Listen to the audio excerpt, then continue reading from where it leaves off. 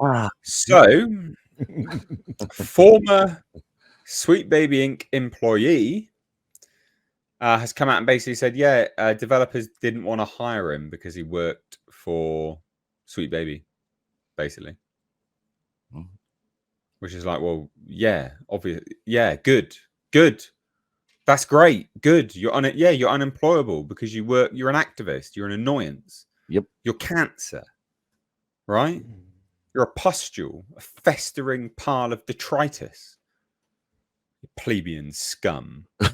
Anyway, so let's have a look. A former Sweet Baby Inc. employee, Kazuma Hashimoto, revealed that developers didn't want to hire him because he worked for the video game consultancy. Hashimoto was recently featured in an article written by Zachary Small at the New York Times, where he claimed that Japanese people were not upset about Assassin's Creed Shadows. Well, we've covered that they absolutely are, and that's why Ubisoft don't want to appear at the Tokyo Game Show, which is quite funny in retrospect now covering this. Crazy. But basically, he told the New York Times it was people in the West who were upset with seeing Yasuke as a samurai. Definitely not. I mean, as well as Japanese people. That many of the negative online comments written in Japanese appear to have been roughly translated from English. Yeah, no, don't think that's the case. But anyway, so in a recent Twitch stream discovered by YouTuber Smash JT, Hashimoto provided more details about the New York Times, saying, quote, a couple of months ago, the New York Times actually got in touch with me to ask me about Assassin's Creed, in which I was like, yeah, reception's honestly kind of positive. Is it? And a lot of the comments you'd see under videos were like straight up Google Translate comments, which is pretty obvious. However, he then noted how annoyed the Japanese people are with certain aspects of the game. Oh, okay, so people are annoyed then. And like people are annoyed with some of the inconsistencies and issues with Shadows, which is like the buildings and stuff being wrong or certain clothing and whatnot. Or the fact that the art team basically stole a sign from a reenactment troupe in Japan. So fully justified then, to be honest. And then he says something like, oh, it's pretty common because when you're working with such a large team of artists, sometimes they're sort of given the direction to Google things and people make mistakes. It's more like you're working with a team of people that speak multiple different languages, and whether or not they can communicate with each other is an issue, and that's just become part of game development. That's not an excuse, but okay. So anyway, later in the stream, Hashimoto claimed that he did not work on Assassin's Creed Shadows. He says, I can say that I didn't do any consultation work on Assassin's Creed Shadows. The stuff I did with Sweet Baby, I will probably never be able to talk about, just because of the way that game development works. So yeah, it's really, really weird. I have a feeling that I'm going to get blamed for changes and decisions made on a game that I worked on that weren't even like, that I didn't even know about or wasn't even aware of, or not even a part of. Because when you're a consultant, they just kind of pull you in and ask you for suggestions, and whether or not those suggestions are actually taken is up to the director. It's up to the director. People don't understand how much power a director and producer have in a studio, and whether or not they will facilitate those changes. Anyway, here's the juicy bit. There are definitely jobs that I've had where like people have seen the fact that I worked for Sweet Baby, and it's been a year since I've worked with them, and it's just like a contractual basis when I was so just periodically for a couple of years. People will literally be, hey, are we going to get harassed for hiring you? And I think that really sucks. That instead of going, we'll protect our employee, the employer or the potential person giving you the contract will be more concerned about them protecting their employees. Kind of effed up. No, that's perfectly the right thing to do. Hi, prospective employee. If we hire you, will us hiring you result in our current long-term employees being harassed and losing their jobs? Yes, you're not getting hired. That's perfectly legitimate, perfectly reasonable, and just hilarious. Not much else really to say on it, to be honest. Just that. Just comical as hell. Culture. What do you reckon, mate? Well, I reckon that it's very hard to get a job if you worked for any of these consultancy companies. I think that a lot of people that are gamers are going to be rejoicing in that The revelations recently of many of these sweet baby folks indicate that not a lot positive goes through their minds when they're working on a game, except to get back at the gamers, who apparently have been keeping things as far as culture together in a way that they haven't been able to destroy. But that's basically their plan, is to destroy gaming culture. There's a third story we have on Sweet Baby today, if we get to it, that actually talks about this. I'm on it right now. Yeah, well, actually, this is the second one. There's a third one I just sent you in the private chat. But, Oh, is it?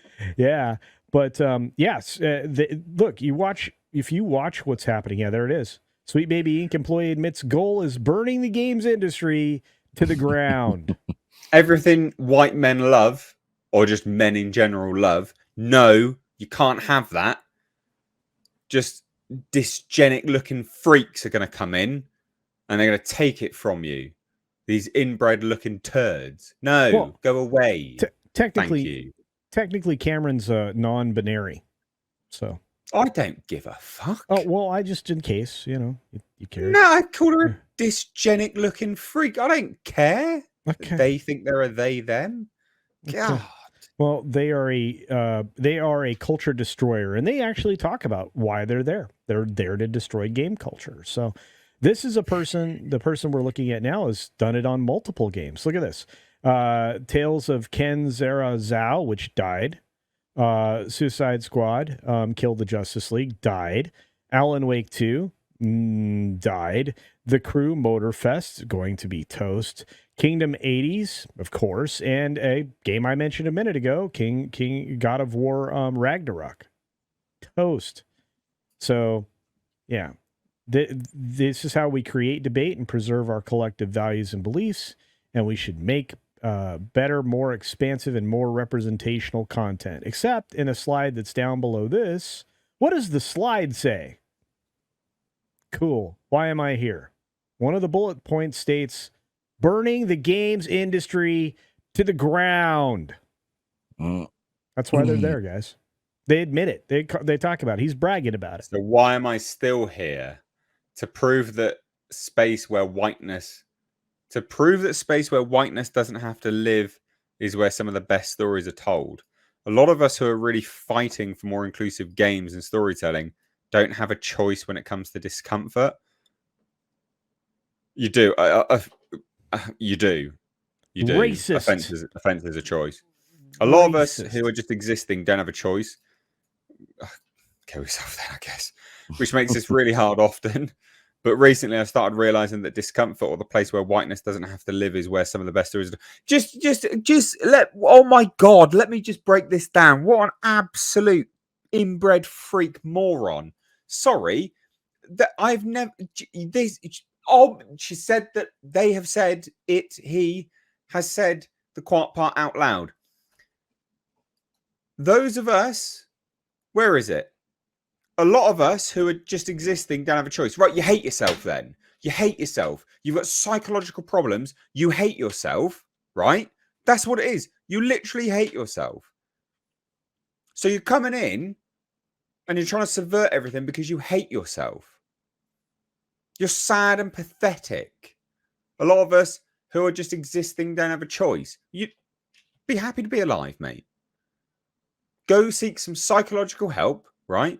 Get happy with the fact you've got a penis or something, because this is apparently a man, isn't it? Is it a bloke? Is it supposed to be a bloke? No, it's a non-binary. What is this thing? It's a non-binary. No, I don't. Whatever. You can't be. I don't know. Okay, it looks male to me, but it has a lovely eye shade on. Recently started realizing that discomfort, or the place where whiteness doesn't have to live, is where some of the best stories. This person just hates themselves, so they're just trying to take down everything around them. You're just a depressed freak. Go seek medical help. That's all anyone should be telling you. Sorry, do you want to keep going there, Culture? Sorry, but I didn't know. No, it's fine. I appreciate that. This guy is not very smart and has basically set this company that he works for on fire. And it gives us all the argument that we need to throw in everybody's faces for exactly what these organizations are all about. Not to mention the fact they basically expose themselves for the racists that they are. But we already knew that. We just now have their codified expressions that it's actual truth. Look at this. Yeah.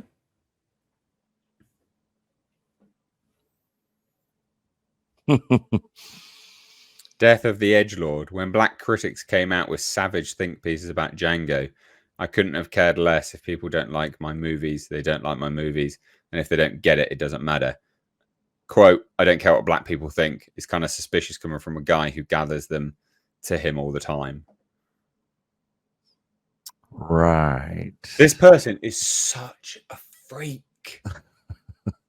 Such a freak. Trying to take down Quentin Tarantino's work out of existence, apparently. Oh, I hate this person so much. Anyway, these are the kind of people working on your video games nowadays, by the way. Just to throw that out there. Just throwing it out there. Anyway, I've said enough. Nick, what do you reckon, mate, on all of this crap? I mean, these weirdos always seem to come out constantly, all the time. Whenever there's some sort of what's the cultural backlash to something, movies, video games, whatever, TV shows, they're always coming out playing victim or trying to virtue signal or call people is and obes and all this sort of stuff. It's complete nonsense. These people are absolute weirdos, and they don't represent the majority, because most people that are hearing all this crap see beyond their stupidity and don't buy into it. And that's why when they push these agendas and all these narratives, it's constant failure coming from their end. And everything Sweet Baby Inc.'s involved in is a good example of that. And that's why nobody wants to hire these idiots, because they don't want these activists screwing up their companies and their projects. And that's just, it is what it is. I mean, they can keep going down these roads and down these rabbit holes all they want, and it's just, they're just going to keep getting destroyed for it. So it's laughable, completely laughable. Weirdos, complete weirdos. Yeah, I couldn't have said it better, to be honest. Absolute freaks of nature. Culture, anything else to say on this? No. I've said my piece. I think that I think we know exactly what all of these consultancy groups are and why they exist, and I think it's pretty easy to tell that we are fighting on the right side of history for a change. Usually, they're the ones doing that, right? Hopefully, they're losing clients like this one, Square Enix, apparently.